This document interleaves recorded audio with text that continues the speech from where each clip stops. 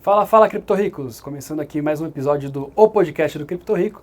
E hoje um episódio diferente de tudo que vocês já viram por aqui. A gente normalmente fala de mercado, fala de preço, de meme coin, né? Hoje a gente vai entrar lá pro cerne do Bitcoin, vamos dizer assim. Vamos falar de mineração com o Rafa Tech, que é formado em Ciências da Computação, Inteligência Artificial, Mineração e Segurança de Redes, com anos de experiência no universo de tecnologia e mineração de criptomoedas. Seja muito bem-vindo, Rafa.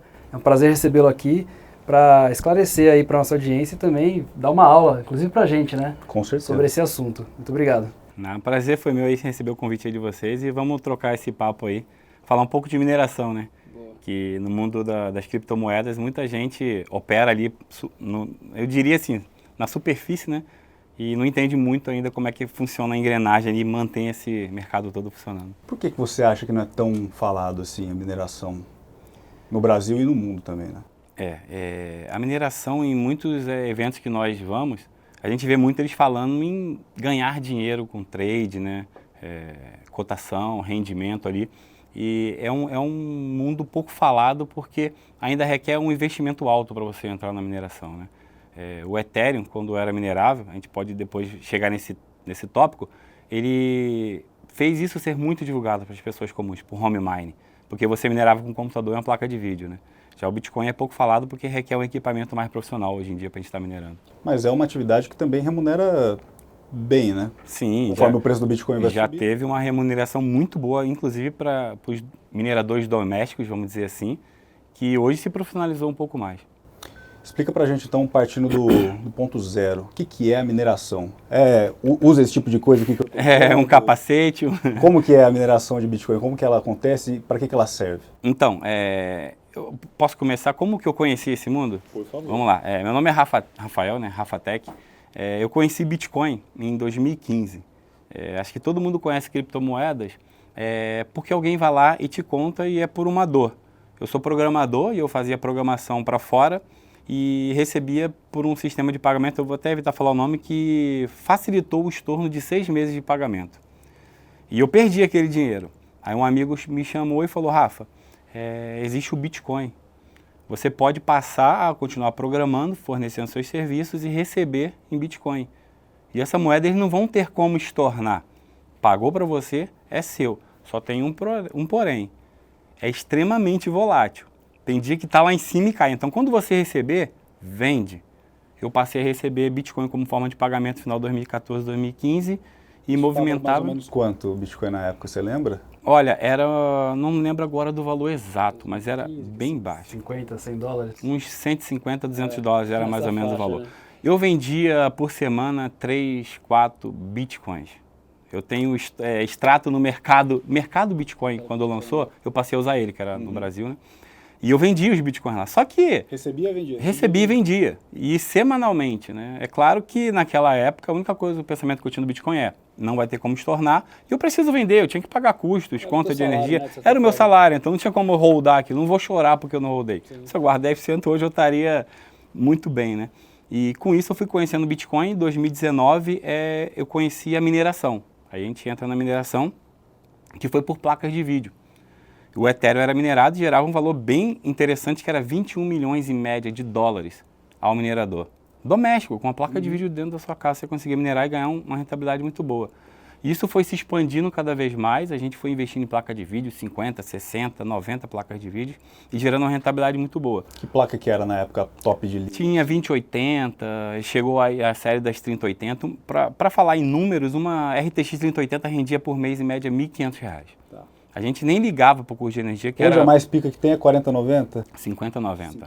5090 e não rende mais quase nada porque deixou de ser. E o consumo da energia era baixíssimo, né? Era só a placa de vídeo. O consumo da energia era praticamente o mesmo de hoje, só que a rentabilidade era muito grande. Então a porcentagem era 10, 15% era o custo da energia, então ninguém ligava. Isso eu falando no Rio de Janeiro. A 1,15, né, o quilowatt-hora. Então, teve pessoas que quebraram porque queria estar sempre ganhando muito e investindo na placa de vídeo, e o Ethereum deixou de ser minerado. Passou a ser Proof of Stake e a gente teve essa migração. Depois dessa migração, a gente entrou, para quem se preparou e investiu para conseguir entrar na mineração do Bitcoin, né? Então a gente começou a minerar o Bitcoin e aí que se tornou uma mineração, vamos dizer assim, mais profissional. Uma máquina que consome mais e requer ali mais trabalho profissional, seja na elétrica quanto no consumo. Então você minerava até então Ethereum e você fez a migração para o Bitcoin quando ele mudou o método de consenso. Exato. Foi isso. E aí você passou a usar o quê? A ASIC? Aí no Bitcoin se usa a ASIC. Tá. Porque são hoje, máquinas maiores. A dificuldade do Bitcoin ela foi evoluindo, ela evolui conforme o tempo, né? Ela é variável. Se ajusta? Isso, ela se ajusta. Em média, a cada 15 dias ela tem um ajuste para manter os blocos na média de a cada 10 minutos do Bitcoin. Sendo que hoje você não consegue mais pegar uma placa de vídeo e minerar Bitcoin. Eu trouxe até, depois eu vou pedir para ela me dar a Bitax. Eu trouxe até uma Bitax aqui que é sobre isso também, né? A dificuldade aumenta. 4 terahash por segundo? Essa é 1.2 terahash. Deixa eu pegar ela aqui. São os Lucky Miners, né? Pode entrar. Depois ele tira. Essa é uma Obrigado. Lucky Miner que tem um rendimento bom até, né? Um rendimento de uma potência legal, né? Para você ter em casa, por exemplo. Eu até trouxe aqui, ó, eu te perguntar, não consigo fazer nada com isso, né?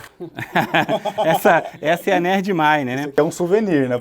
É um souvenir nerd, eu costumo chamar exatamente desse nome, né? É um souvenir nerd. Essa aqui, você não vai conseguir nunca minerar. essa aqui é uma Bitax, ela faz 1.2 terahash. Hoje ela não gera rendimento, vai gerar alguns satoshizinhos ali por dia. Esse aqui acho que faz 70 megahertz, é uma coisa irrisória. Esse aqui é 1.2 terahash. Hoje a gente já tem... Eu acho que é um Bitcoin que tem aqui dentro. Hoje a gente tem máquinas que fazem 1000 vezes o que uma maquinazinha dessa aqui faz, né?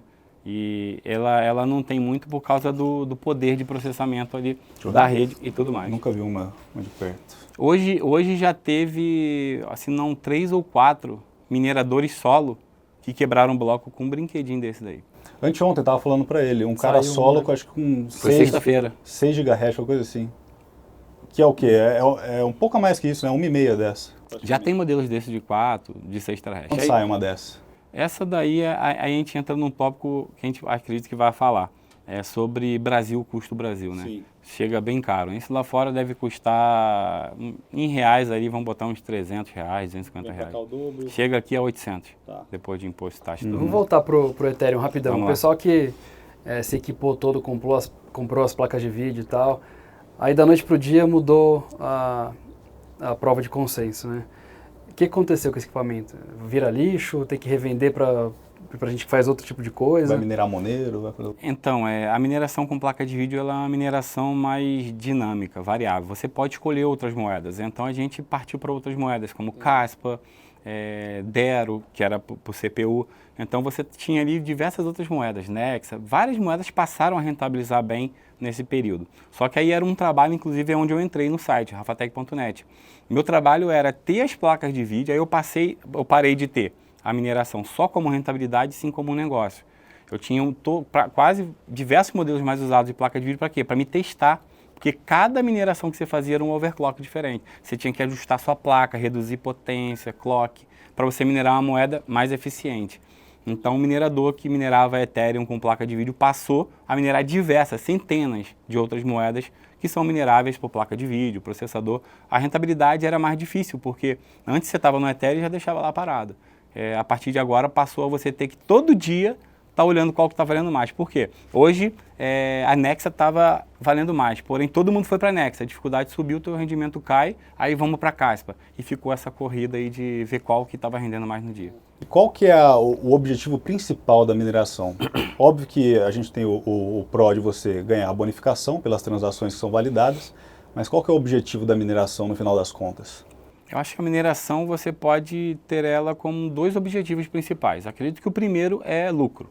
É você ter uma mini indústria fabricando moedas, criando moedas. Mas não é só criar moedas que têm valor financeiro, mas também gerar uma segurança para uma rede, porque é o minerador que autentica e valida as transações do Bitcoin e de diversas outras moedas Proof of Work. E muitos deles acreditam na moeda e começam a minerar para ajudar. Tanto que tem nodes que as pessoas, os mineradores criam, que não geram rentabilidade. O node de Bitcoin não vai te dar rentabilidade, mas vai te dar uma descentralização na rede. Quando você cria um node e coloca lá na sua casa, num Raspberry Pi ou algum outro equipamento, você está contribuindo para a rede se descentralizar. Então, acho que a mineração hoje é uma forma de você trocar a energia por um valor financeiro. É claro que no meio disso tudo requer investimento, manutenção, infraestrutura, o que antigamente era mais fácil ligar uma GPU, um computador e deixar... Bitcoin já foi minerado por computador, né? Sim. A gente tem o Rossello ali que minerou Bitcoin com placa de vídeo. Né? Hoje ele trabalha na Trutter, né? Que foi inclusive acho que vendido agora. Ele ia para a China trazer caminhões de placa de vídeo. Você foi para a China recentemente, né? Você estava falando para a gente, passou um mês lá. Sim, passei um mês lá na China. O que você foi fazer na China? Primeiramente eu fui negócio, né? Acho que todo mundo que entra nesse ramo de importação quer ir na China para conhecer fornecedor.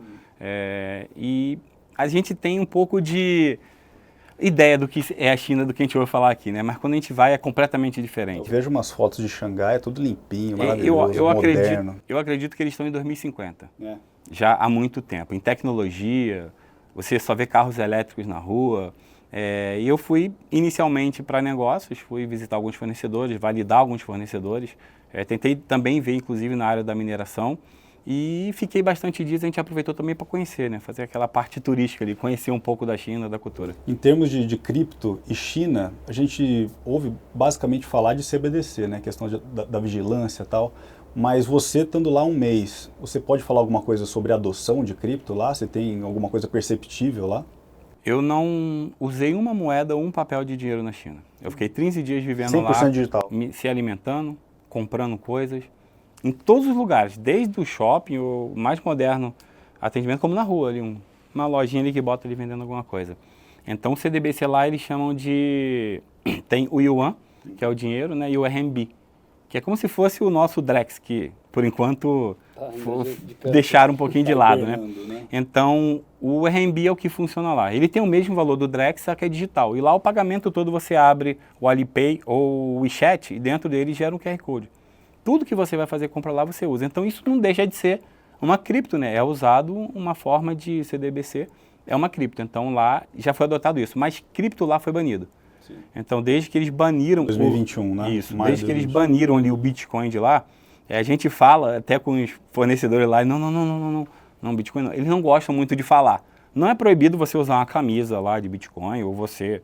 Mas eles não gostam de falar, né? Um fato interessante, você citando a proibição das criptos na China, eu vi, acho que ontem, uma notícia de que a China está voltando a se tornar um hub de mineração. Não sei se você ouviu falar. Muitas pessoas, obviamente que não explicitamente, estão utilizando regiões da China com energia barata justamente para minerar o Bitcoin.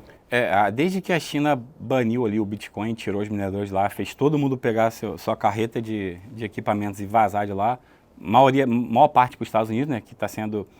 o maior polo de mineração do mundo. Cazaquistão também foi bastante. Sim, gente, né? Eles procuraram lugares frios, né? Então eles fugiram ali para os lugares mais frios que tem energia barata. Principalmente tem que ter energia barata. Mas mesmo a China banindo o Bitcoin, a gente vê ela próxima ali de terceiro lugar ainda em hash rate de mineração. O que prova um pouco para a gente que não basta só banir. Não é só você, o governo, a política banir uma moeda, vamos canetar, está proibido.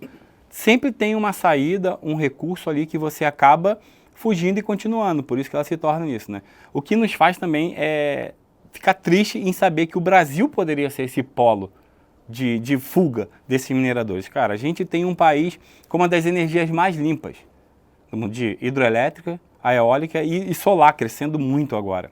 E o excedente que a gente tem no Brasil, não vou falar um cálculo exato, mas absorveria facilmente 50% a 60% da mineração de Bitcoin global.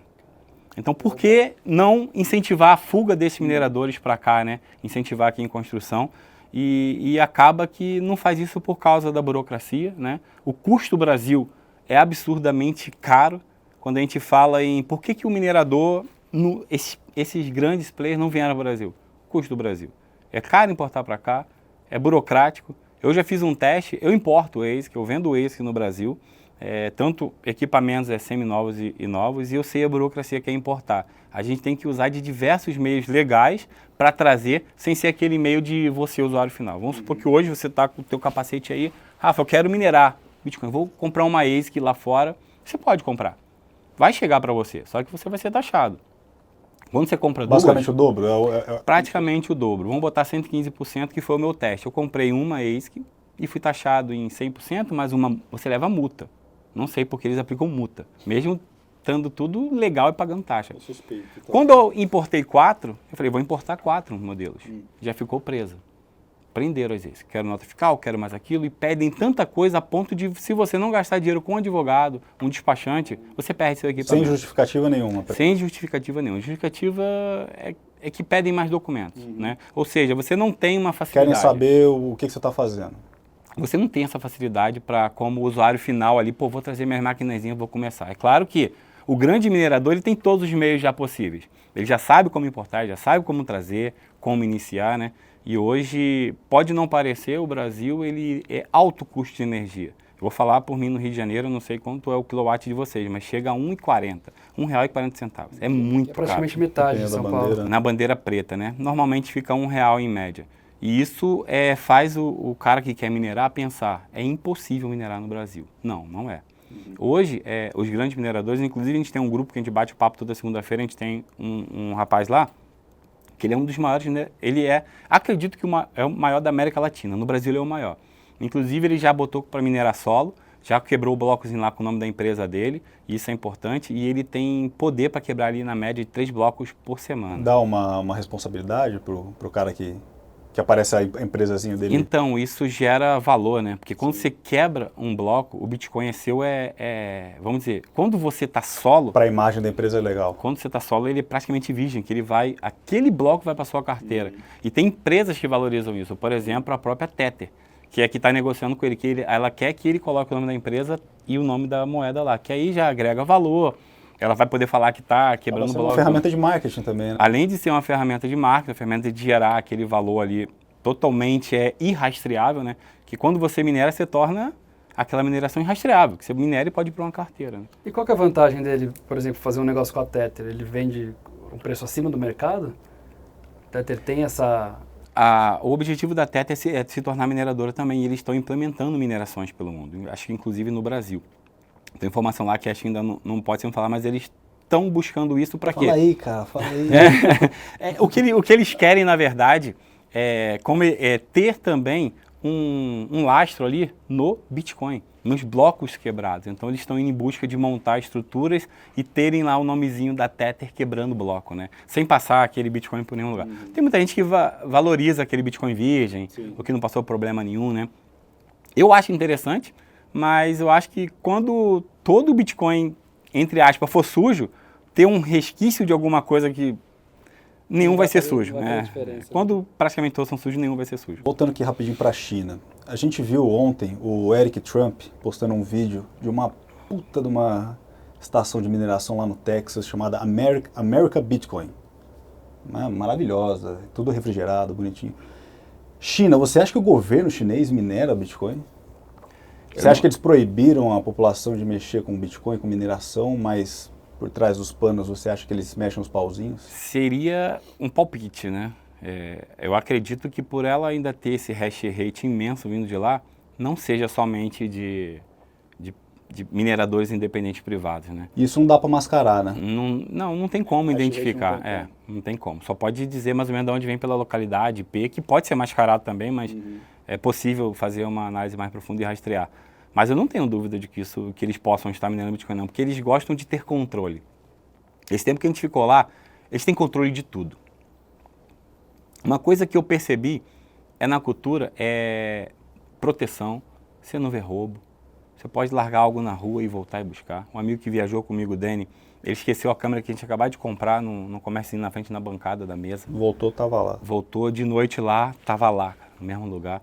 Então, assim, você toma um choque de cultura, né? E eles querem controle de tudo.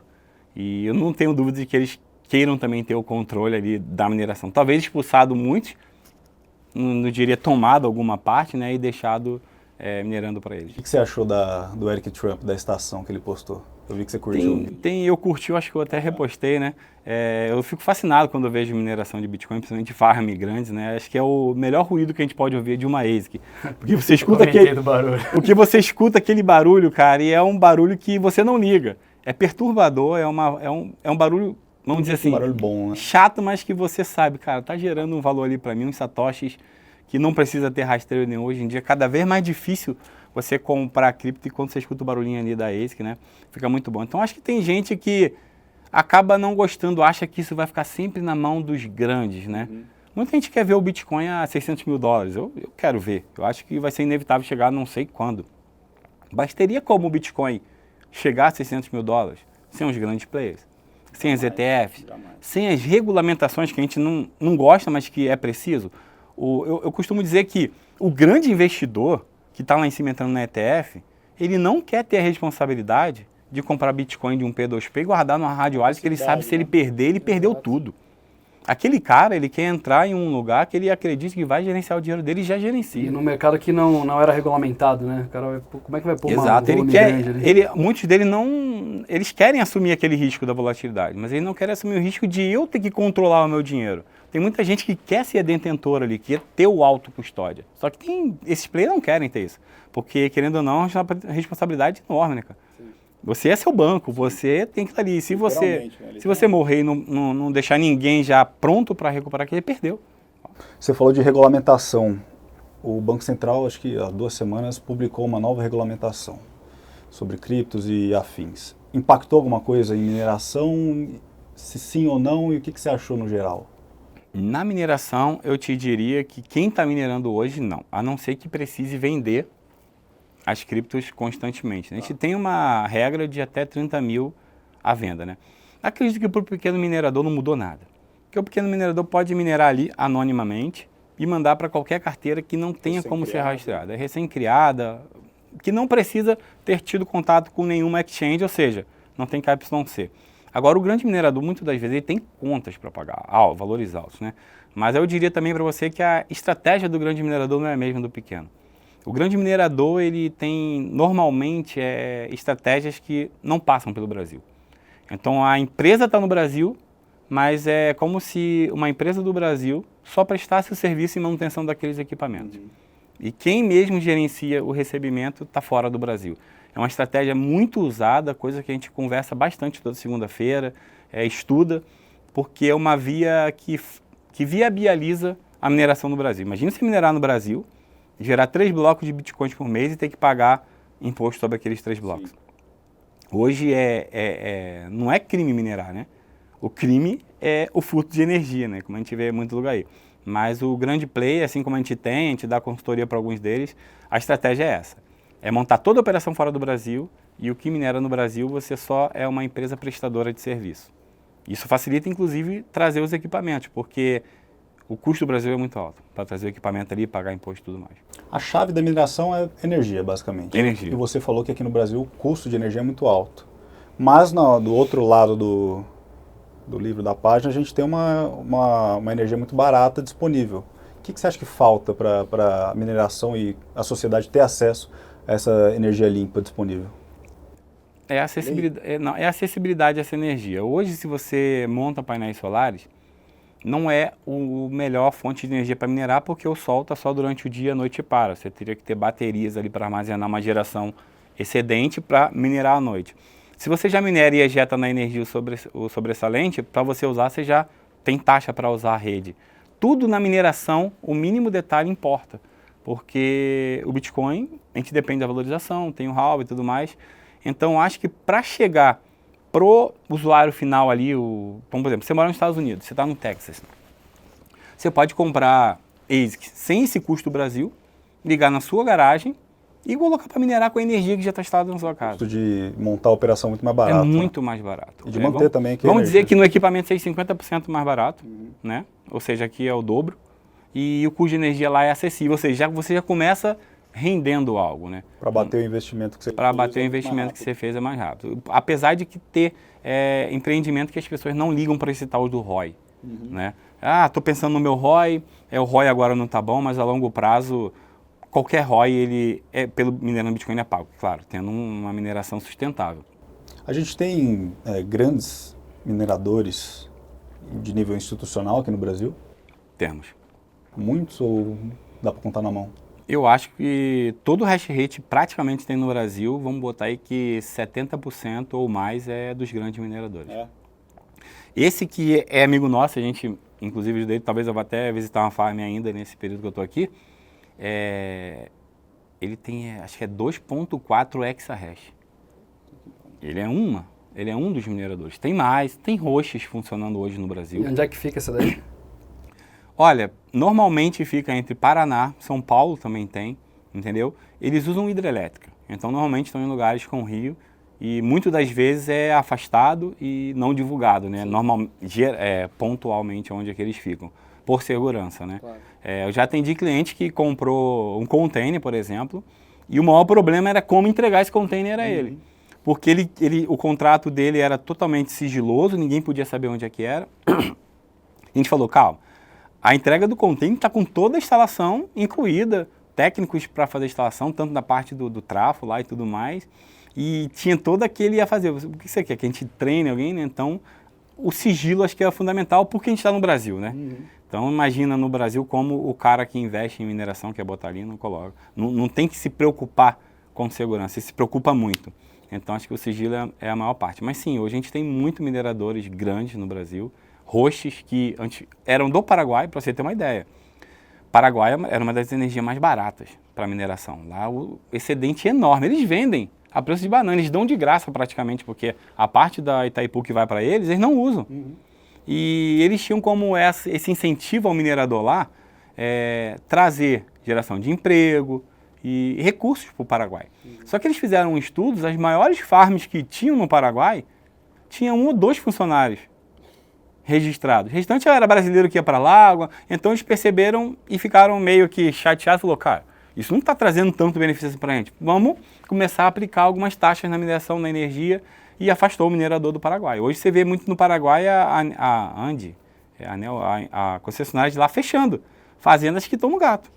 A todo momento, se você seguir o perfil dele lá, você vai falar, fecha operação ilegal, fecha operação ilegal. Em tudo quanto é lugar, a todo momento, fechando a operação legal lá, porque ficou mais caro minerar lá.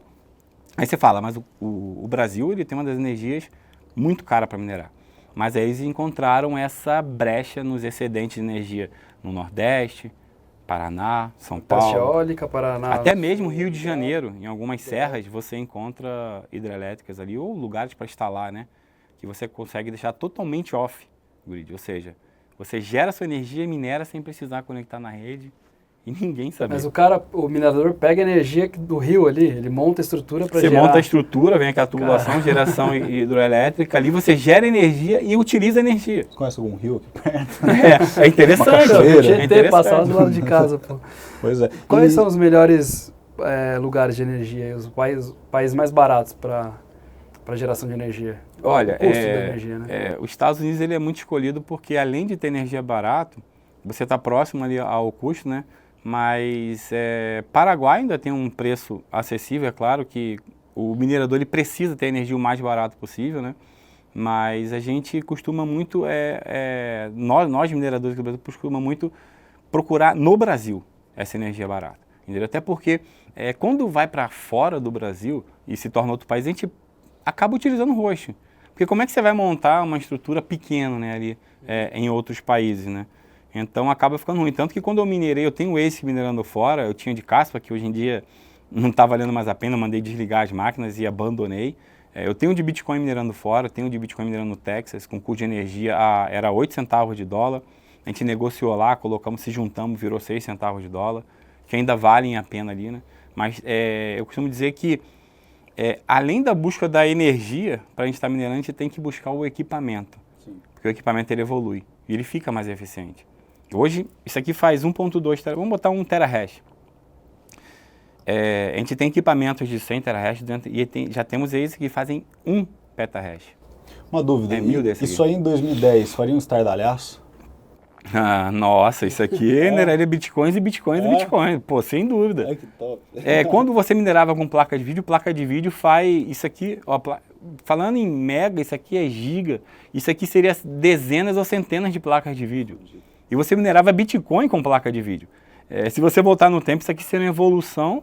Se tu voltar lá em 2010 com um bichinho desse aqui, cara, tu tá com... Qual que é a infraestrutura básica, intermediária e avançada para você começar a pensar em minerar Bitcoin e qualquer outro tipo de cripto? Bom, falando de estrutura e levando em conta que você vai ter a energia, seja de hidrelétrica ou painel solar, e você tem energia viável para minerar, quando você começa com uma ASIC, o problema maior é o barulho. Se você for colocar uma ASIC de Bitcoin na sua casa, vai ser um barulho ensurdecedor, seus vizinhos vão ligar reclamando. E se você usar gato, vai dar problema como deu ali no Rio de Janeiro, tem a Ilha do Governador. O cara tinha 20 ASICs jogando para a janela de fora com barulho. Os vizinhos fizeram Achou que ia ficar tudo bem, diversas denúncias. Beleza, passa o avião lá baixinho fazendo barulho, mas imagine uma turbina de avião 24 horas por dia. Denunciaram ele pelo barulho e pegaram ele e descobriram que ele tinha um gato ali ligando na energia, né? E por causa do barulho. Então, se você quiser começar do início, é o barulho. Eu tenho um local ideal, ou tem um quartinho que mitiga o som, joga o ar para fora. Eu ensino muito no Instagram você tirar o barulho. Arranca as fãs e bota um exaustor no lugar. Inclusive, eu forneço adaptador, exaustor. E as pessoas conseguem ali manter. Às vezes, para usar um excedente de painel solar que criou para um comércio e o comércio fechou. O Brasil é muito burocrático para você vender energia. A Yara mesmo explica isso, fala que em vez de você vender a energia que você produz, você tem que arrendar a fazenda. Porque se você vender energia, é taxa acima de taxa acima de taxa. Vale. Aí você fala, vou te alugar, em vez de eu te vender essa água, eu vou te alugar esse copo de água com água. Eu estimulo um preço do que gera e você paga pelo aluguel do copo. São formas legais de você negociar sem perder muito, né? Então seria o barulho, né, levando em conta que a energia a pessoa vai ter. Segundo, a infraestrutura, porque ligar uma ACE jogando ar quente para fora, ok. Ligar 10 ACE já é diferente. Já tem que ter um fluxo de ar melhor, uma manutenção melhor, né, por causa de barulho, essas coisas. E quando você chega no nível mais avançado, aí tem que ter todo um planejamento elétrico, de local. Até quando você tem geração de hidroelétrica, você tem que planejar, estar próximo ali ao tráfego, que tudo aumenta o custo, né? Tem todo um planejamento. Mas para quem vai iniciar na mineração de Bitcoin, a maior preocupação, em primeiro lugar, é o custo de energia. Você tem possibilidade, segundo, o ruído. Eu me preocuparia muito com o ruído, porque é muito alto. Que chama atenção. Hoje a gente tem home mining, né? São produtos ali que você liga dentro de casa e esquenta o ar quente, apesar de no Brasil a gente não precisar de aquecedor, né? Mas pode fazer sem barulho, mas não tem potência para tirar uma rentabilidade, são equipamentos mais caros. Ou seja, para trazer um equipamento home mining para o Brasil, sai o preço de trazer uma ASIC que produz 10 vezes mais. Um home mining tem uma potência de quanto, mais ou menos? Isso seria um home mining. Sim. Né, que faz ali alguns satoshis, aí tem uns já que partem para 10 terahash, 5 terahash, né? A Avalon tem bastante, a Nano S3, que foi até a que foi falada que faria 4.2 terahash que quebrou um bloco, que foi o de sexta-feira, mas uns noticiaram 1.2 para falar que foi a Bitax, um falou que era 4.2, aí você vê aquela notícia cada vez mais distorcida. O legal é ir na fonte e tentar descobrir. Aí tem o modo solo e o modo para você conectar na pool e se juntar com uma parcela de mineradores para tentar minerar o bloco em conjunto, né? Sim. Qual que é a chance de um cabra minerar sozinho com uma dessa, por exemplo? Eu costumo dizer que é a mesma chance de você ganhar na loteria 5 vezes sozinho. Mega Sena? Na Mega da Virada. É a mesma chance que você tem de ganhar 5 vezes na Mega, sozinho, consecutiva, tipo, por 5 anos consecutivos, seguido. A probabilidade de sorte, calculando, porque a Mega da Virada você tem uma chance, acho que em 67 milhões, né, de acertar. É mais ou menos isso, essa aqui, então, pode jogar fora. Não, essa é uma de 300 milhões, não, é isso? A gente tem um solo chance. Não, a gente tem um site que você joga o seu poder e calcula em quantos anos você quebraria um bloco. A questão toda é a probabilidade de um equipamento desse quebrar um bloco é muito remota. E quando aconteceu a primeira vez, o que foi falado aí bombou, né? Todo mundo queria uma Bitax. Todo mundo me pede. Falei, cara, sai mais caro eu estar trazendo para você do jeito que está aqui agora, do que você comprar no AliExpress, vai lá e compra. Aí vê as taxas da blusinha, piorou, né?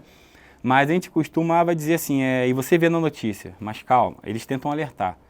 A probabilidade disso acontecer de novo é muito remota. Eles mesmos falam. Não, quem dá a notícia até fala, né? Pelo menos isso. Só que aconteceu de novo, cara. E de novo. É que é muita gente usando, né? E de novo, entendeu? Se eu não me engano, já é o quarto. Assim os caras vão vendendo. É o quarto ou quinto bloco quebrado por dispositivos pequenos como esse. Ele tem condições, sem dúvida, de quebrar um bloco. Os cálculos que eles fazem já é o cálculo nível de fechar o cálculo ali de um bloco. A questão toda é a sorte. Sim. Na mineração a gente costuma dizer assim, você tem o esforço de 0 a 100%. Em todos por favor, que é assim. Eu coloquei isso aqui para minerar, vai aparecer lá, seu esforço, 1%. Só que esse aqui vai demorar, tipo, 3.000 anos para chegar em 100% e chegar na média sem quebrar um bloco. Só que a mineração ela não é tão exata ao curto prazo. Como você minera, Bitcoin é mais difícil aí, você pode botar para minerar caspa, você vai ver lá a mineração chegando próximo de 100%, 93% você quebra um bloco, aí zera. Começa seu esforço de novo, próximo de 100 quebra um bloco, aí zera. Só que você pode estar com sorte naquele bloco e quebrar com 8%. Eu já quebrei com 0,1% o bloco.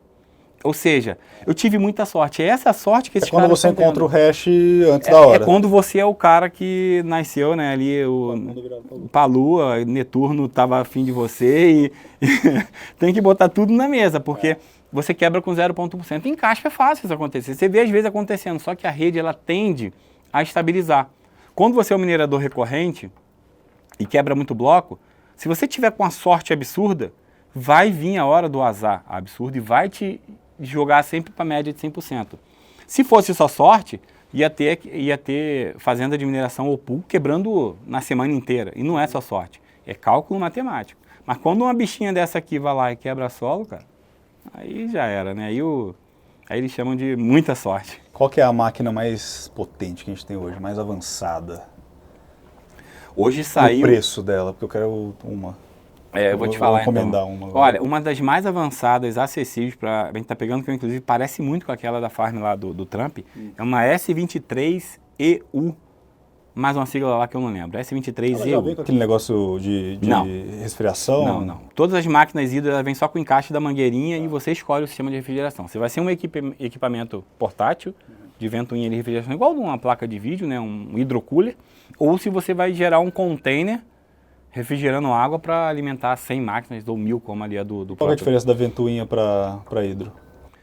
A ASIC de ventoinha ela é air cooler, né? Então são um fluxo de ar entre 4 ventoinhas puxando aqui, jogando fora, passando ar, resfriando os chips, né?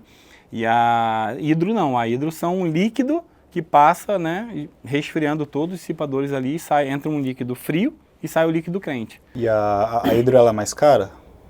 Normalmente não. Normalmente ela é mais barata. Mais barata. Mas por quê? Porque ela tem uma eficiência maior.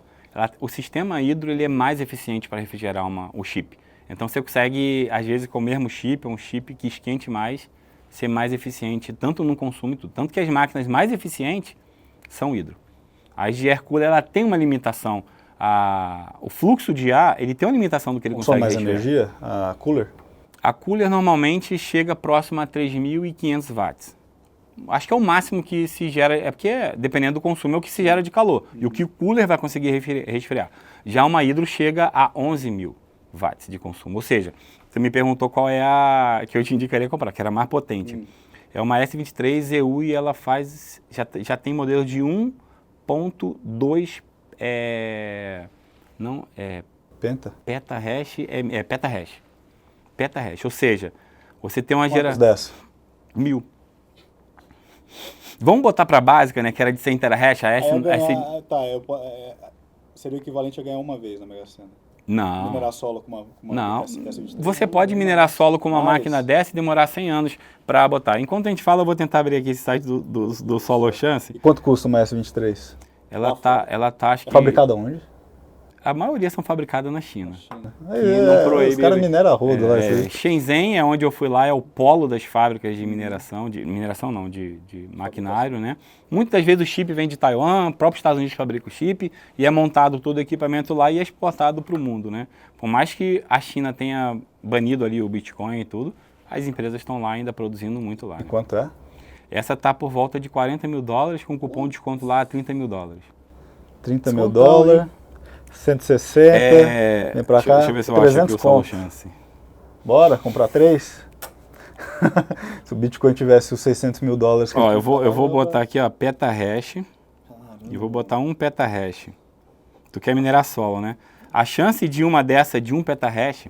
Que é a mais potente. A mais potente, se você tiver só uma, né? E você quiser minerar solo, é uma chance em 991.000 chance de quebrar por bloco. É o famoso 1 em 1 milhão. Por dia, você tem uma chance em 6.888 de quebrar um bloco.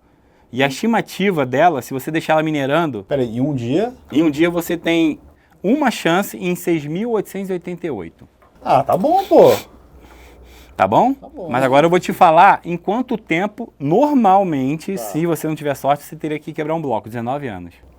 Caramba. Ah, Se você deixar ligada ela e quebrar um bloco no tempo vai chegar em correto, 100%, no que você falou, 19 anos. 37. Tanto que esse amigo nosso, que tem essa farm grande, que quebra diversos blocos por semana, são 2.5 exahash. São quantos? Seriam, vamos botar que fosse dessa de 1 petahash, 2.500 máquinas de 1 petahash. Só que ele não compra dessa de 1 petahash, que ela é cara. Tá. Ele compra S21, É bem mais barato. chegou até em dá São pra Paulo somar agora, o poder. 8 mil máquinas para ele. Ele está aumentando esse poder. 8 mil máquinas? 8 mil máquinas. Ele está sendo convidado para diversos... Quando você tem esse poder de mineração, esse poder de geração de Bitcoin, você começa a expandir o seu ramo de negócio. Né? S21. Diversas empresas de tesouraria de Bitcoin estão procurando ele para Justamente pegar esse Bitcoin pegar esse Bitcoin virgem e fechar. Falar, olha, a gente tem agora uma mineradora produzindo esse Bitcoin. que vem direto para Isso agrega muito valor. A S21 quanto que é? O S21 começa com 200 terahash, 235, tem valores de $4.000. É bem mais em conta, 10 vezes menos que a 23. Isso estou falando valores sem Sim, custo do Brasil, sim, né? sim. Mas qual que é o payback, assim, o ROI que a gente estava falando no começo, né? O cara quer investir, eu sei que não tem como travar um preço, porque o preço do Bitcoin é bem variável, mas você tem um cálculo, assim, que tem uma ideia do retorno do investimento que o cara tem? Vou começar por baixo, levando em conta que você tem painel solar para alimentar uma máquina. Tá? Vamos botar, eu tenho 30 painéis solares que geram 2.400 kWh mês, eu quero botar uma máquina para mim.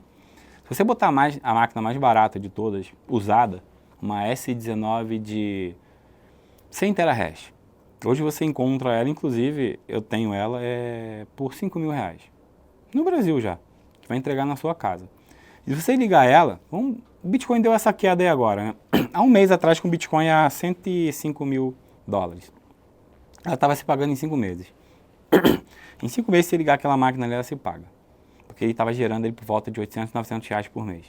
Contando a 6 energia, meses. contando o preço da máquina. Não, contando o preço da máquina, que você tem 30 painéis solares que geram o preço para a máquina. Sem o preço do Sem o do preço painel. da energia. Porque aí, por quê? Porque uma máquina dessa, ela ia gerar a R$1 kWh, R$2.300 por mês, e ela ia gerar 900, ou seja, a conta ia ser negativa. Ia ser melhor que você comprar o Bitcoin. Levando em conta sem o custo de energia. Mas a gente já vai para modelos S21, que produz 235 terahash, 2.3 vezes essa. Né? Ou seja, com o mesmo custo de energia, fazendo na média R$2.000 por mês. Entendeu? Só que por que ela demora mais a se pagar? Porque ele é mais eficiente e ela é mais nova. Ou seja, já não seria 5 meses, seria 1 ano. Aí tem clientes que têm essa energia para usar e escolhem a estratégia. A gente bota na mesa, olha, esse aqui se paga em 5 meses. Você tem energia aí que você não consegue mais vender para 5 máquinas. Só que daqui a 5 meses, você vai gerar 10 de produção. Se você investir numa mais eficiente, você não vai investir o dobro. Muitas das vezes é 3 vezes ou a 4 vezes mais. Mas vamos supor que seja o dobro. Você vai demorar um ROI não de 5 meses, de 12 meses. Só que em 12 meses você vai gerar o dobro de produção com o mesmo consumo de energia sem investir em mais painéis solares. Depois que você tem o retorno do investimento, a partir daí o lucro é muito maior, né? É muito Se maior. você Então, tem uma quando máquina você mais pensa curto prazo, diminuir o risco de máquina pifar e manutenção, você vai na mais barata, só que a longo prazo é pior. Eu costumo falar isso. Quanto tempo dura uma máquina dessa? Olha, não dá para falar. Cara, essa é a pergunta que a gente mais escuta lá quando me chama. Rafa, eu quero o modelo tal, quanto tempo ela dura? Se eu falar para você, olha, ela dura 5 anos. Em tese, as mais novas tendem a durar mais. Tende a durar mais porque tem menos uso, sem dúvida. Menos uso são mais modernas, né? Mais modernas, mas também acaba o desgaste porque depende de umidade, poeira, manutenção. Se você estiver fazendo sempre a manutenção ali, não tem problema. Mas quando o cliente pergunta ali, quanto tempo que dura? Cara, trava a resposta. Porque eu não posso falar para ele 5 anos. Rafa, a minha durou 1. Eu comprei equipamento já usado, essa S9K Pro é uma das mais eficientes do modelo antigo, né? Ela tem um consumo mais baixo ali de 1.900 watts e produz 120 terahash. Eu comprei a usada dela, que eu estou indo para o 3º ano e ela nunca deu problema. Mas eu comprei uma S21 nova de 200 terahash que ela queimou com 3 meses. É igual carro. Deu um pico de energia, ela que pifou. Entendeu? Por que a outra não pifou? Tem gente que fala, pô, tem um 5 ali, mas essa está reiniciando. Eu falei, cara, é equipamento. Você pode ter 10 ar-condicionado na sua casa. Deu um raio lá, queimou só 1, mas estavam os 10 ligados. Então, isso não tem muita explicação, né? Eu costumo dizer que num ambiente adequado, com temperatura adequada, energia estável, aterramento, tem toda uma preocupação de se fazer um equipamento de proteção, além de um DPS ali para surto, e também hoje a gente tem equipamento que mede a tensão da rede. Por exemplo, ela funciona em 240 volts, mas se você começar a usar ela em 200 volts, ela começa a ter uma amperagem maior, esquenta mais e pode queimar alguma coisa. Você funcionar um equipamento de alto consumo numa tensão baixa. Então a gente tem equipamentos que, se você tiver abaixo de 215 de tensão, volts, ele vai lá e desarma, para proteger a sua ASIC. Faz sentido misturar as máquinas? Não tem problema nenhum. Quando você minera numa pool, né, porque minerar Bitcoin só para os grandes, muito grande mesmo, e mesmo assim é um risco a assumir. Por exemplo, esse rapaz, ele minerou solo, e a pool precisa ser configurada. Uma configuraçãozinha que você não coloca e demora 2, 3 dias a mais, ele na mineração atual está fazendo média de 24 milhões, vamos botar em reais por mês. Uma semana sem quebrar um bloco, 15 dias sem quebrar bloco, imagina o prejuízo. Né? Quando foram escolher o servidor, cara, escolhe o servidor mais caro, não pode economizar em nada, porque é você que está fazendo o seu projeto. Tem vários detalhes, né? A gente pensa que é só comprar a máquina e botar para rodar, mas muita coisinha. Para minerar solo, solo nenhum. Agora, para minerar em pool, eu costumo dizer que é simples. Você vai ligar sua máquina na energia e na internet, você vai botar o endereço da sua carteira e a pool já está minerando. Só que tem tudo isso que você acabou de comentar. A energia não é uma de residência. Se você ligar uma ASIC numa tomada, como você vai derreter tudo. Então a gente sempre indica instalação de ASIC independente de casa. É a proteção do próprio equipamento, não no-break, não sei. Eu liguei na minha casa. Então eu tive que fazer uma instalação direto do relógio que a gente pediu para mudar, para botar na mesma conta de onde é a geração de energia solar e consumir os créditos, que não é na minha casa a geração. E eu fiz uma instalação por fora da casa, independente para um quartinho das ASICs. Ou seja, vem um fio independente. Do quartinho da bagunça é o quartinho da ASIC. O quartinho da bagunça virou o quartinho da ASIC. Certo, você, velho. Quais são os melhores? Muito se fala, o Bitcoin é mais conhecido, obviamente, por ter um método de mineração. Mas deixa eu voltar na questão da durabilidade. Tá. Fazer uma outra pergunta em cima disso. Qual o tempo de eficiência que ela tem na mineração? Quanto tempo que ela vai... Vamos supor que ela dure ali 10 anos funcionando, né? Quanto tempo que ela vai ser eficiente minerando? É uma pergunta boa, porque quando a pessoa compra uma ou duas ASICs, ele não quer só ROI, ele quer gerar lucro, ele quer ter rendimento, inclusive, para reinvestir, né? Pegar uma mais moderna e tudo. Eu peguei ASIC de 100 terahash, por exemplo, em julho ali de 2023, e o ROI dela estava para 14 meses, porque vinha um halving em 2024. Tá certo, halving foi em 2024, né? É isso mesmo. Foi 24. Então é isso mesmo. E como ia vir um ROI e ia cortar pela metade o rendimento, eu ia passar mais 2 meses, ia ser 14 meses. O Bitcoin estava ali por volta de 25 a 30 mil dólares. E eu fiquei minerando. Eu não me preocupei com o ROI e ele foi minerando e rodando. Ou seja, se hoje eu for ver o que ela já minerou e ela tá boa ainda, ou seja, estou indo para 3 anos... 5 vezes mais. Não, foi muito mais. A última vez que eu tinha olhado, ela tinha se pago em 1 mês e 7 dias. Ele ia se pagar em 14. Se eu tivesse ligado essa máquina na energia a R$1 o quilowatt-hora, mesmo assim, com esse tempo rodando, ela teria se pago e gerado muito lucro. Ah, Rafa, mas para ligar ela uma energia de R$1 o quilowatt-hora, é melhor ter comprado o Bitcoin também e iria multiplicar, sim. Mas eu iria comprar o Bitcoin? Muitas das vezes o emocional entra, você vai comprar o Bitcoin? É isso que eu comprei, deixei lá minerando. Porém, não era R$1 o quilowatt-hora. Então, ela durou, né? Tá durando esses 3 anos. Ela nunca pifou, é uma M30. Mas a parte aí que você falou, né? De durabilidade, né? De eficiência, né? De eficiência. Quando o halving vem, corta pela metade. Isso deixa praticamente as ASICs defasadas. Então, eu diria que a cada 4 anos há uma grande evolução. Era mais ou menos assim, né? Cada ciclo há uma evolução dos equipamentos. Por quê? A empresa está trabalhando a todo momento para lançar uma mais eficiente.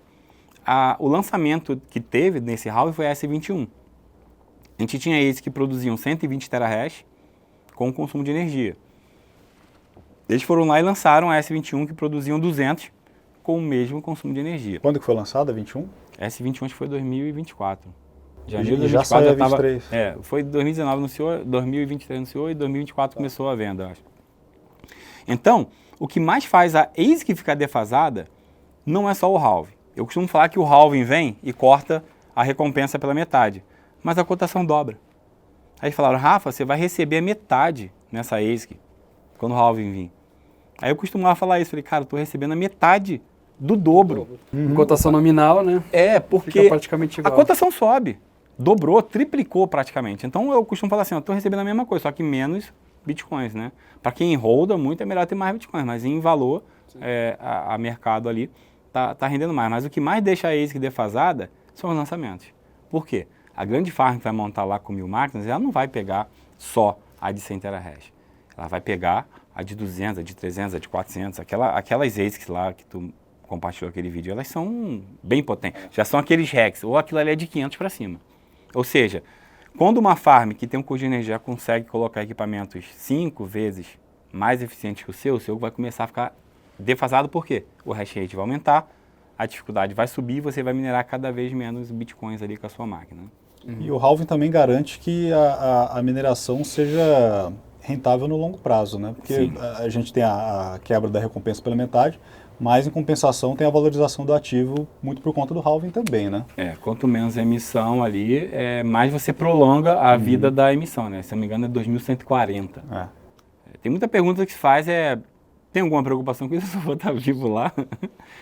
Essa preocupação acho que vai ficar para o futuro. O Bitcoin vai estar vivo até 2140. Também, né? Você perguntar da mineração das outras criptos? Não, a gente ouve falar, obviamente, muito em Bitcoin, de mineração, mas existem outras criptos que a gente pode minerar tanto com ASIC ou com placa gráfica. Quais outras que a gente tem no mercado aí que podem ser mineradas, tanto com placa, com ASIC, enfim? No site lá, no site rafatech.net, tem uma aba ASIC, que você vê praticamente as mais acessíveis no Brasil. Eu tento não colocar, por exemplo, essa aí de bem forte aqui, porque não é muito acessível trazer lá para cá. Lá você vê várias ASICs de outras moedas. Uma que é pouco falado é a de LTC, do Dogecoin. Ela é uma da mineração mais estável de todas, mais estável até que o Bitcoin. Se você olhar nos últimos 4 anos, se eu pegar uma ASIC de 4 anos atrás e ligar ela para minerar, você vai ver que a rentabilidade dela está baixíssima. Que muito dependendo do seu custo, você não consegue usar ela. Se você pegar uma ASIC que minera a Dogecoin ali, né, LTC, são 4 moedas num conjunto que é minerado. Você pega uma ASIC de 4 anos atrás e você traz ela minerando hoje, você olha e fala, caramba, essa ASIC vai fazer 4 anos e ainda está pagando energia e rendendo lucro. Ou seja, se ela não pifasse, eu teria ela dessa linha do tempo inteiro. Então, a Dogecoin é uma ASIC que existe, esse tipo de mineração, a gente já tentou focar nela. Muitas empresas lançaram ASIC, uma delas é a Ice River, que sacaneou o minerador. Elas lançaram equipamentos pequenos, por exemplo, a KS0, que minerava a Caspa, é outra moeda que foi muito minerado por placa de vídeo. A gente minerava a Caspa por placa de vídeo e vendia por semana em torno de 300 a 400 mil Caspa, que dava $250. A Caspa chegou a valer 20 centavos de dólar. Tá hoje... Vamos botar R$1. Se a gente tivesse não vendido 400 mil Caspa por semana, hoje também tem... A gente sempre pensa assim, né? Ninguém adivinha o futuro, né? A gente junta um monte de meme coin achando que vai subir, tem gente que acerta, eu não acertei nenhuma ainda. Eu também não, infelizmente. E aí a empresa Ice River lançou uma ASIC KS0 que consome 100 watts. Você liga em casa, não faz barulho, não faz nada. E ela fazia R$6.000 por mês. Aí ele lançou um preço absurdo.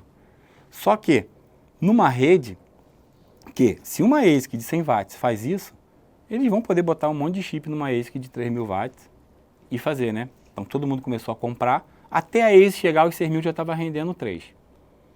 Em 15 dias já estava rendendo 1.000.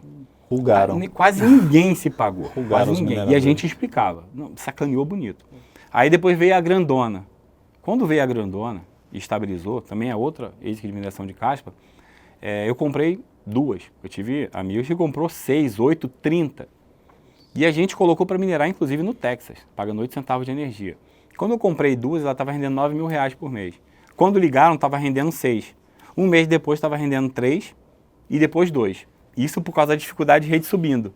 Aí veio outro problema de minerar outras moedas que não seja Bitcoin. Elas são altcoins. A Casper saiu de 20 centavos para 10. O problema das outras moedas é que elas não são Bitcoin. Cortou a metade do rendimento. Aí a máquina que eu paguei $5.000 já estava sendo vendida a 1.000. E eu não tinha feito nem $1.000 ainda de rendimento líquido, porque eu pagava energia $200 por máquina. A gente viu isso se tornando uma bola de neve.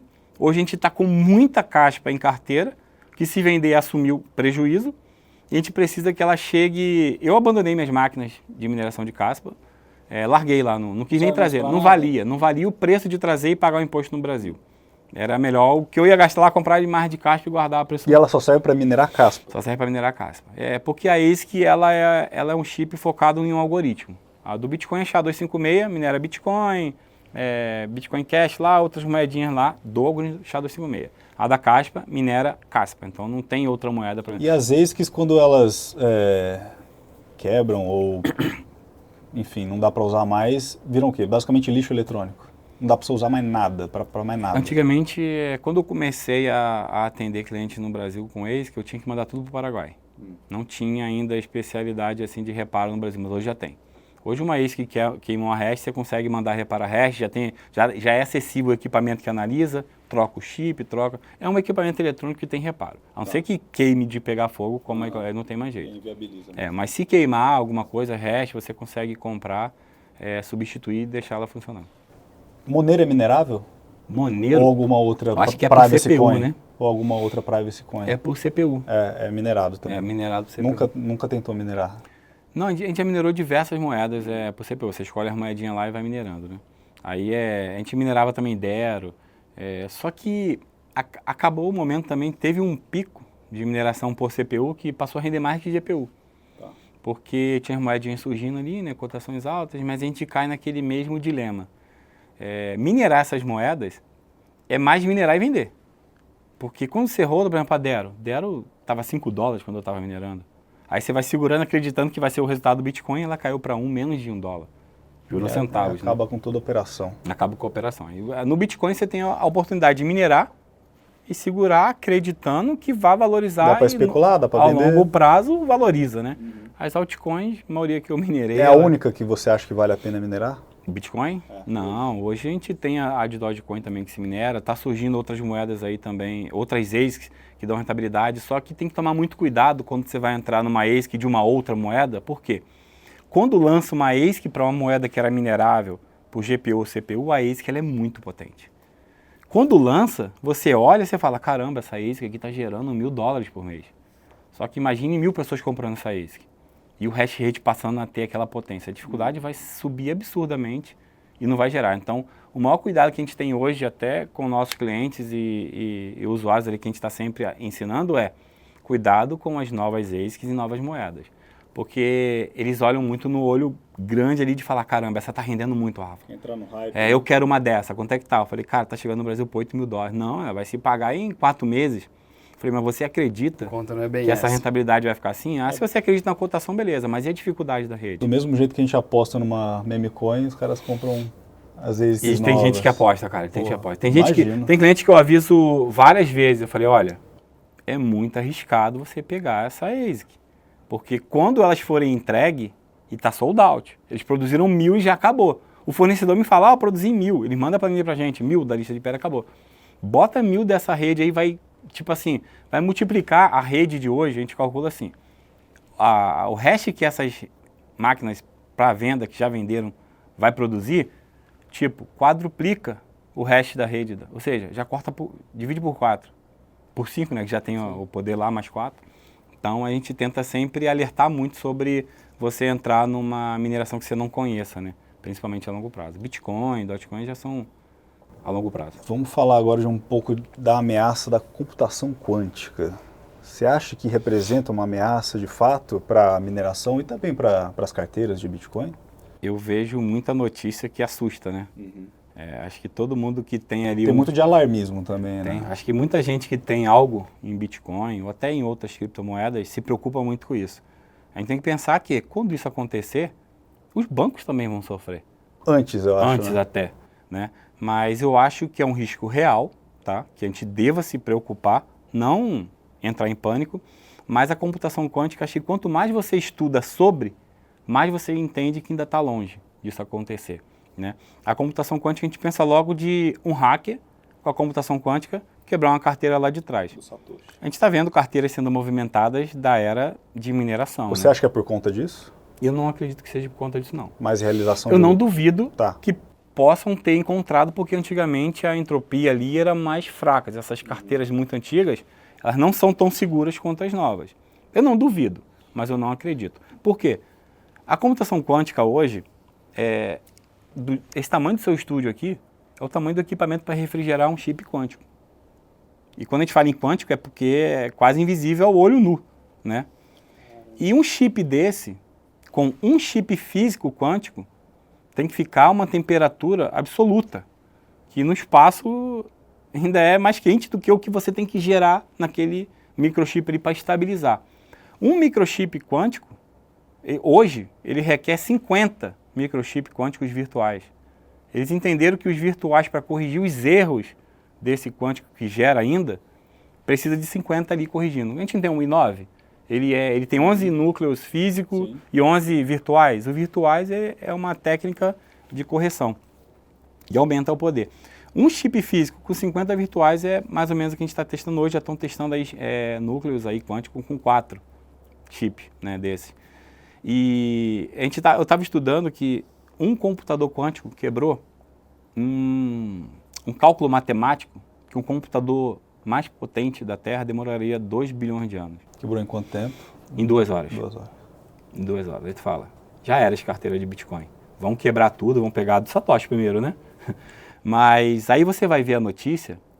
Quem lançou essa notícia e realmente fez isso, vende proteção quântica. É uma notícia para vender jornal, para vender proteção. Aí um programador, um cara fera, pegou um notebook gamer desse residencial. Ele falou, não vou quebrar esse código, força bruta, que é o que eles fizeram. Eu vou otimizar o algoritmo. Ele ficou lá 2 semanas otimizando o algoritmo e quebrou nas mesmas 2 horas, resolveu o mesmo problema. Ou seja, esse chip ainda é focado na força bruta, né? Sim. Aí a gente... Que é o tentativa e erro. Tentativa e erro. Direcionar exatamente. Exato, não teve ali um algoritmo de eficiência. Então foi para vender notícia. Sim. E a gente foi fazer uma pesquisa estimando, junto com a IA, que vai ajudar a alavancar muito, acho que a evolução de tudo, se ainda estimava de 15 a 30 anos de estudos e evoluções, isso no de hoje, né? Talvez daqui a um ano a IA ajude a cortar isso pela metade, é claro. Para a gente estar aí com 60 núcleos físicos no chip.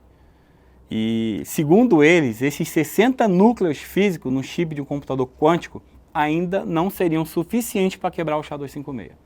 Aí você começa a estudar a fundo, ver os especialistas, os caras que entendem como funcionam as coisas, você começa a se despreocupar um pouco.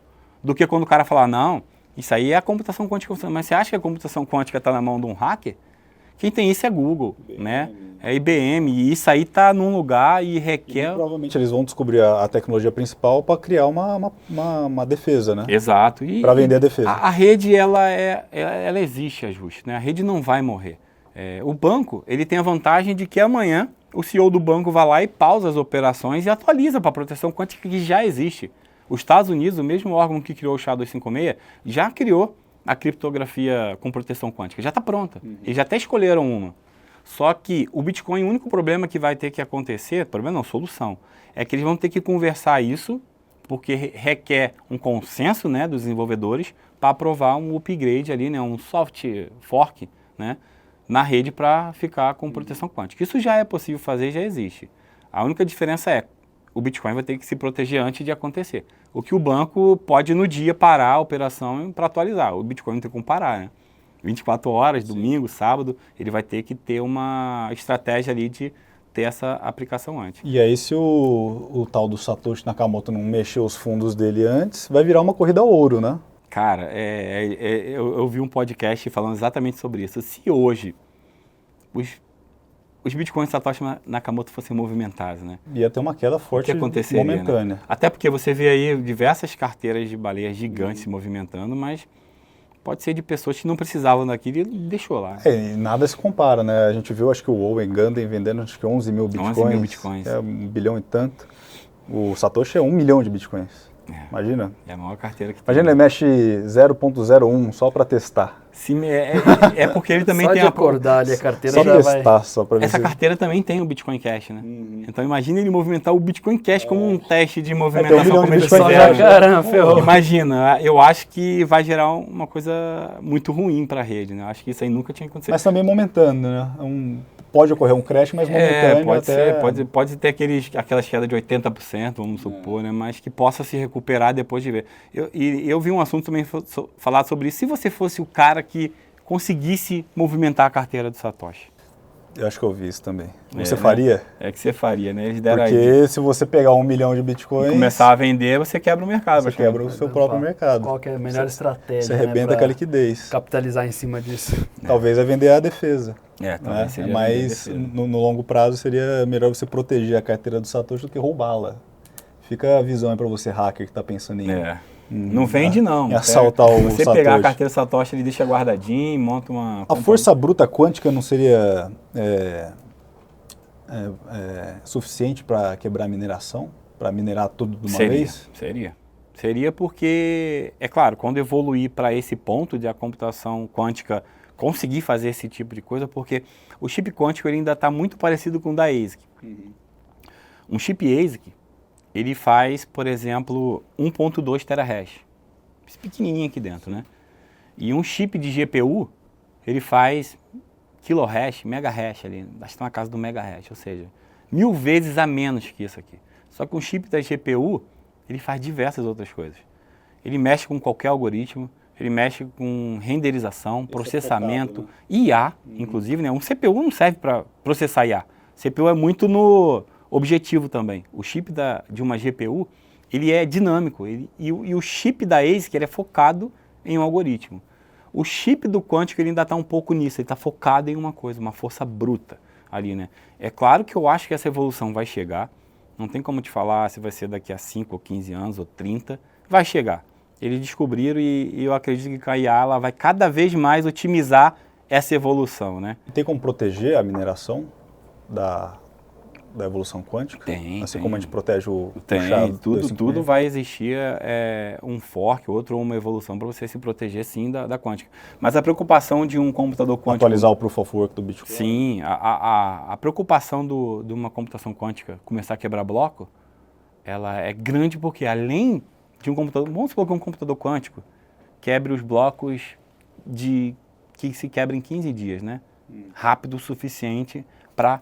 na semana seguinte a dificuldade subir. Pensa assim, quebrei tudo em uma hora eu quebrei todo o bloco e já chegou num valor, acho que 210 mil blocos. A dificuldade vai subir e reajustar, porque ela tem que se ajustar para aquele hash. Eu acho que tem uma regra de quanto ela de uma vez ela consegue subir. Não é ilimitado, tem uma regra disso lá. Aí ela vai subir. Ou seja, aí a computação quântica, em vez de quebrar em uma hora aquele bloco todo, ela vai quebrar em um dia. Tá. E aí, vai ser aí já vai subir mais 400 vezes a dificuldade. Aí quando chegar num ponto que a computação quântica, para quebrar um bloco a cada 10 minutos, vai parar a emissão. Acabou os mineradores, acabou eles, acabou tudo. E aí? Ou a atividade quântica encerra e a dificuldade aí baixa. Aí você vai lá no Bitcoin e lança uma proteção à computação quântica. E como é que diminui esse hash rate? Como é que você chega naquele número com as ASIC normal? E aí como é que você vai reduzir a hash? Então é complexo. Um dilema, né? É um dilema e é complexo você falar sobre isso, que ia ser problemas gerados em cadeia, um atrás do outro. Né? Não é só o cara pegar muito bloco. É ele elevar a dificuldade ao nível que os mineradores não iam conseguir mais quebrar bloco. Literalmente vai ter que ter um consenso entre a comunidade para ver o que é melhor. E isso no Bitcoin, você falar em consenso e mudar a rede... muda a mentalidade toda. Peraí, mas se pode mudar amanhã para bloquear minha carteira. Aí entra os maximalistas, aí entra uma série... Já tá esse papo forte entre os core e os nots, né? Não sei se chegou a ver do pessoal. Nós mineradores, nós tentamos ficar neutro, tá, né? Sobre essa briga aí de controle, né? Privacidade e também censura.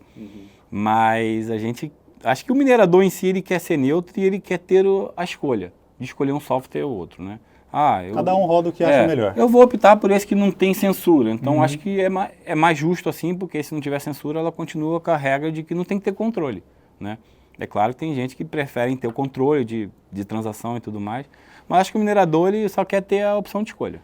Assim, essa farm aqui está num país que exige esse controle de censura de transação, acho que o minerador lá vai ser, querendo ou não, obrigado a usar. Mas se você está num país que não requer isso, você pode usar o... Já existem algumas criptos que são a prova de quântica? Eu vi alguma coisa de Cardano, alguma coisa assim. Eu acredito que uma cripto que não tenha problema em lançar atualizações possa já ter lançado. Eu não pesquisei ainda sobre Principalmente se for ligado à empresa, né? Alguma coisa mais centralizada, fica muito mais fácil de você lançar essa proteção e vira propaganda, né? Com certeza. Você já lança lá, olha, nossa Quantum Proof. Pô. Né? O Vitalik falou que até 2028 o Bitcoin e Ethereum vai ser atacado pela computação quântica. O Vitalik também é polêmico. Ele já estava no momento de baixa, tudo contribuindo para cair, ele ainda fala essa, né? O Vitalik já é estranho. Aí depois manda uma dessa para acabar com tudo. Você acredita que a gente está em bear market? Rapaz, que pergunta. A gente nunca quer... Vamos terminar de um jeito tranquilo. Computação quântica e bear market. A gente não falou nada de preço, de investimentos e tal. Você acha que a gente está em bear market? Olha, eu acho que sim, a gente está em bear market. Não tem como dizer que a gente saiu de 126 ali, que a gente não. A questão toda é quanto tempo vai durar esse bear market? Eu sou devido à mesma opinião também. O pessoal, porque tem que quebrar o último topo. Beleza, na cartilha é ok, mas pô, você vê seus ativos caindo ali 40%, 50%, é um bear market, né? Pra mim é um bear market, né? Nem pra que gente... for um mini bear market, né?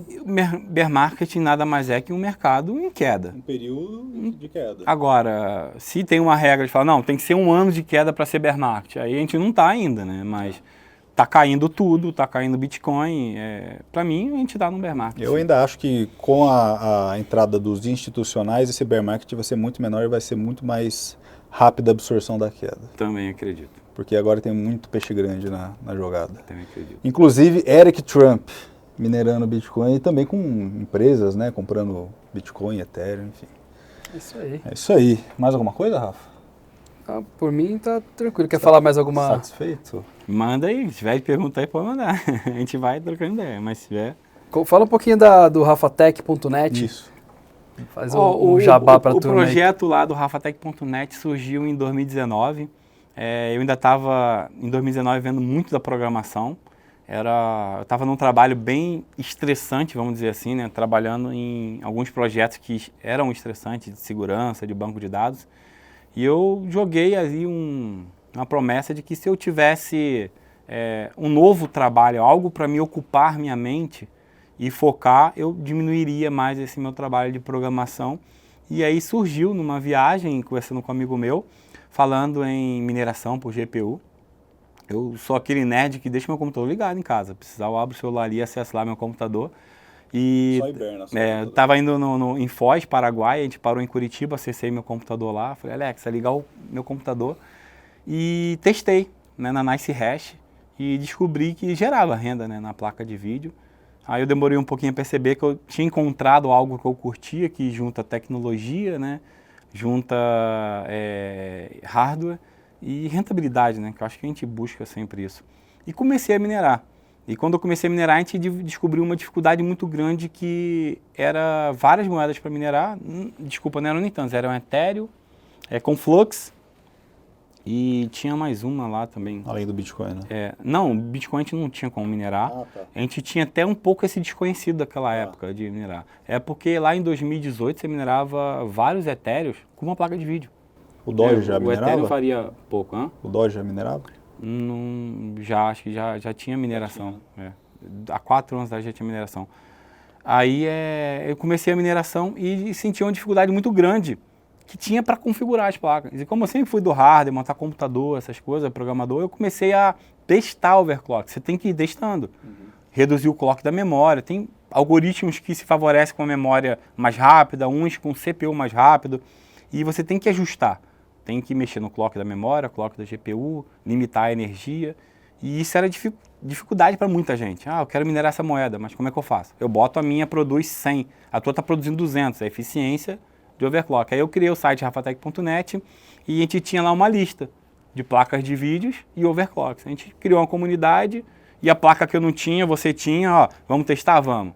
Opa, nas moedas, cada overclock é isso. A gente começou com um bloquinho de nota e depois virou o site, ficou interativo e passou a ajudar muita gente. Na época da mineração do Ethereum, eu tinha por média ali de 15 mil visitantes únicos no site, principalmente para olhar o overclock.